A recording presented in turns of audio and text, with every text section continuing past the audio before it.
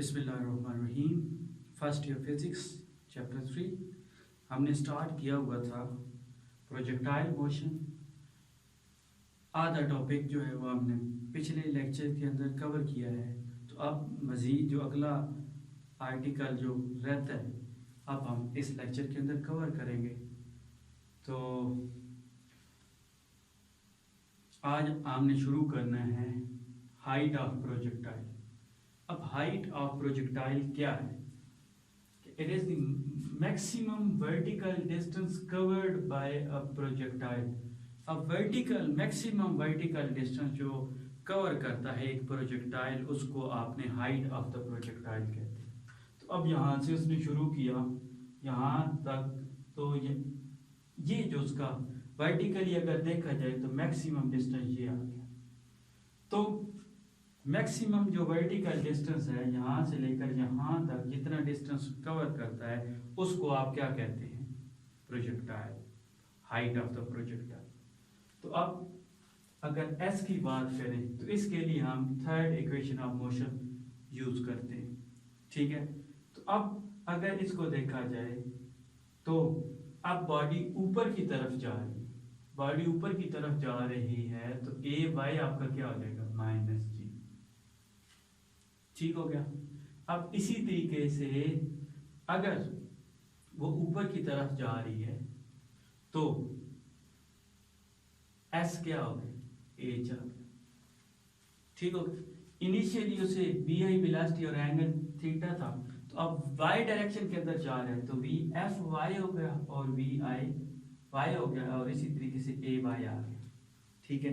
अब we i Y तो आपने वी आई वेलोसिटी और एंगल थीटा दिया था, तो वी आई वाई जो है वो इनिशियल जो वेलोसिटी है वो तो वी आई साइन थीटा हो जाएगी। अब जब यहाँ से यहाँ तक आपने जाना है तो हाईएस्ट जब पॉइंट है उधर जाके बॉडी रुकती है और उसके बाद नीचे आना शुरू करती है। तो अगर हम फाइनल वेलोसिटी देखेंगे, क्योंकि आपने मैक्सिमम हाइट तक जाना है, तो मैक्सिमम हाइट आपकी फाइनल वेलोसिटी है, तो मैक्सिमम हाइट पे जाके एक लम्हे के लिए आपकी जो प्रोजेक्टाइल है वो रुकती है और उसके बाद नीचे आना शुरू करती है। तो वी एफ वाई क्या हो गया? 0।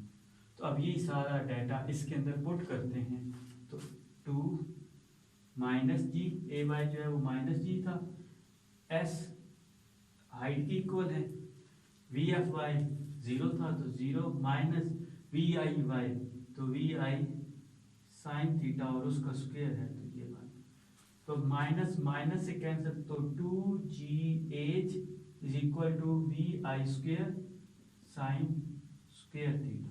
तो अब अगर इधर से h निकालना है तो 2g डिवाइड हो जाएगा, तो उससे आपकी हाइट की वैल्यू ये निकल गई, ठीक हो गया।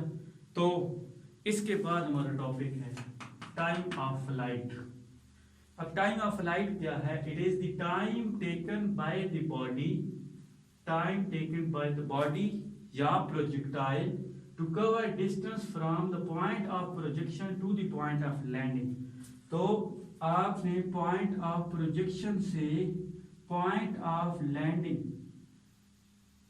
इधर से यहां तक आते हुए जितना आपका टाइम लगा उसको आपने कहा टाइम ऑफ फ्लाइट। अब अगर इसको देखा जाए तो आपने टाइम फाइंड आउट करना है, तो पहले हाइट की बात करते हैं। आप वर्टिकल आप मोशन कर रहे हैं, वर्टिकली आप चेक कर रहे हैं, तो आप अगर वाई डायरेक्शन के अंदर आप बात करें तो इसी डायरेक्शन से शुरू किया, इसी हाइट से शुरू किया, और उसी हाइट के ऊपर वर्टिकली अगर देखें तो उनकी हाइट सेम है। अब अगर एक ही पॉइंट से शुरू किया और उसी पॉइंट पे आके वापस आया तो उसका डिस्प्लेसमेंट क्या हो गया? 0। तो उसका डिस्प्लेसमेंट 0। अब जाहिर बात है अगर डिस्टेंस की बात करेंगे तो उसने डिस्टेंस कवर किया है, लेकिन अगर डिस्प्लेसमेंट की बात करें तो अगर वो सेम ही हाइट के ऊपर आ जाता है तो वर्टिकली उसे कोई डिस्टेंस कवर नहीं किया। तो ये डिस्प्लेसमेंट की बात अगर करें तो डिस्प्लेसमेंट उसने कोई कवर नहीं किया, डिस्टेंस उसने कवर किया है, ठीक है। तो s is equal to h is equal to height equal to 0, तो सेम हाइट थी तो s 0 हो गया।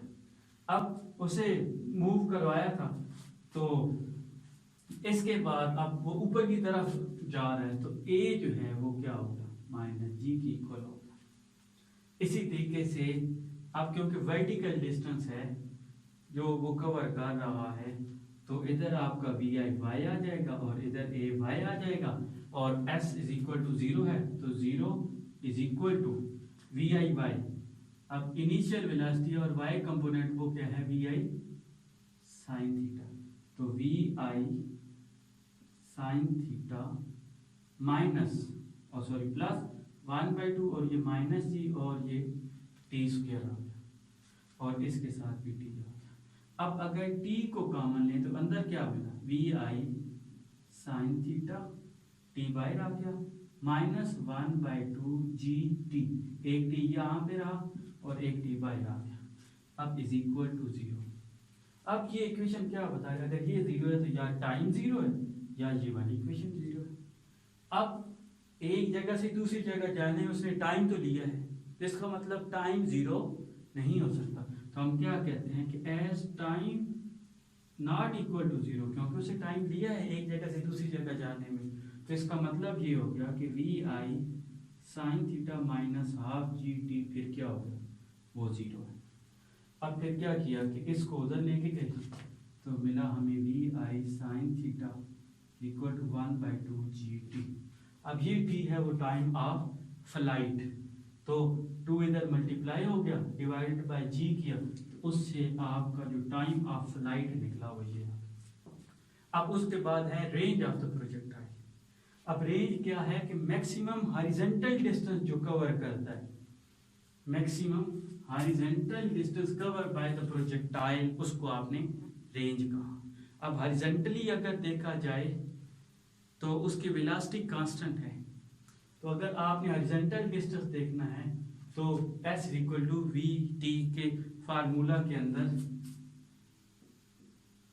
लगा सकते हैं, क्योंकि ये फार्मूला तब लगा सकते हैं जब वेलोसिटी कांस्टेंट है। तो अब हॉरिजॉन्टल डिस्टेंस तो हॉरिजॉन्टल वेलोसिटी जो प्रोजेक्टाइल की वो कांस्टेंट है, क्योंकि हॉरिजॉन्टल डायरेक्शन के अंदर कोई फोर्स एक्ट नहीं कर रही, तो एक्सेलरेशन भी नहीं होगा, फोर्स नहीं है तो एक्सेलरेशन 0, फोर्स 0, एक्सेलरेशन 0, एक्सेलरेशन 0 तो वेलोसिटी कांस्टेंट, वेलोसिटी कांस्टेंट है तो फिर आप इसको लगा सकते हैं। अब इस केस में हम x को हम r कह देते हैं या इसको x कह देते हैं, ठीक है। तो अब ये आपका रेंज आ गया। अब वी आई एक्स, अब आपको पता है कि v i cos of theta. अब टी, टी वो वाला टाइम है जो इतना डिस्टेंस उसने कवर करने, और उसको आप क्या कहते हैं, टाइम ऑफ फ्लाइट। तो टी की जगह हम क्या लिख सकते हैं, 2vi sin थीटा ओवर जी। अब जरा देखिए vi इंटू वी आई, तो ये वी आई स्क्वेयर आ गया, और into 2 sine theta cause of theta divided by 2। अब ये जो है इसे हम डबल एंगल आइडेंटिटी कहते हैं, और मैथ के अंदर आप ये देखते हैं कि साइन 2 थीटा हमेशा इक्वल होता है 2 sine theta cause of theta. अब ये 2 साइन थीटा कॉज थीटा, इसकी जगह आप साइन 2 थीटा लिख सकते हैं, तो ये जो रेंज की वैल्यू आ गई वो ये आ गई। अब इस रेंज के अंदर अगर आप देखें तो जी भी कांस्टेंट, वी इनिशियल वेलोसिटी है, तो इसका मतलब ये हो गया कि अगर आप मैक्सिमम रेंज निकालना चाह रहे हैं तो मैक्सिमम रेंज जो डिपेंड करेगी वो साइन 2 थीटा के ऊपर। अब अगर आपने इनिशियली तो उसे फेंक दिया, आप ये चाहते हैं कि रेंज मैक्सिमम हो, तो ये साइन 2 थीटा की मैक्सिमम वैल्यू आनी चाहिए, और साइन 2 थीटा की मैक्सिमम जो साइन ऑफ एंगल होता है किसी भी, उसकी मैक्सिमम वैल्यू हमेशा +1 होती है, क्योंकि साइन ऑफ एंगल आपकी मैक्सिमम वैल्यू +1 और मिनिमम वैल्यू -1 होती है। तो अगर आपने मैक्सिमम रेंज निकालनी है तो साइन 2 थीटा की मैक्सिमम वैल्यू आएगी, और वो मैक्सिमम वैल्यू कितनी होती है 1। तो अब इधर से 2 थीटा क्या आ गया, साइन इनवर्स 1। अब साइन इनवर्स 1 होता है 90 डिग्री, तो 2 थीटा जो है वो 90 डिग्री, और 2 इससे मल्टीप्लाई करेंगे तो 45, तो इधर से आपका एंगल आ गया 45।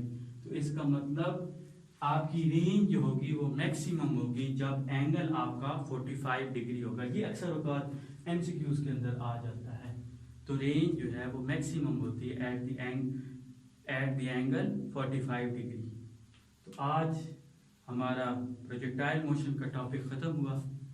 तो इंशाल्लाह नेक्स्ट लेक्चर में जल्दी हाजिर होंगे। तब तक के लिए अल्लाह हाफिज़।